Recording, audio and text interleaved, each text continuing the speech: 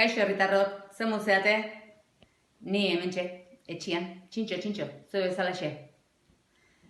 Osasun larrialdiko egoera honetan, egun arraroak, bereziak, bizitzen ari garenak. Ezjakintasuna, urduritasuna, kezka. Egun guztian buruai bueltaka, nola, zer, zergatik. Guk udaletxe aldetika neurriak hartu ditugu eta gomendioak helarazi. Orain, voluntario talde bat ere osatu da, zuen erosketak egin eta etxera eramateko. Zerbitzu hau pertsona helduei, ezinduei, zaurgarrienei bideratuta dago.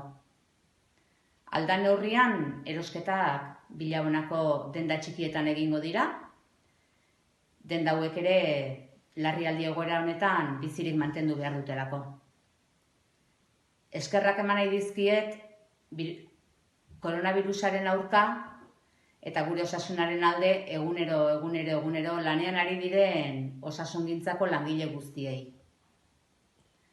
Egunero behar ditugun elikagaiak ez faltatzeko lanean ari diren guztiei, herriko langileei. Herritarrei laguntzeko beraien burua prest agertu duten herritar guztiei.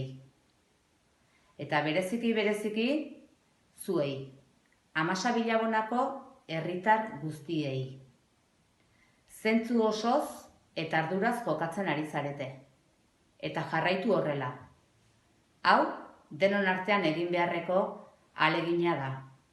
Eta ziur eduki, hemendik garaile eta indartsu aterako gerala. Beraz, badakizue, etxean gelditu beharra dakau, nire animo guztiak eta egurra COVID-19-ari.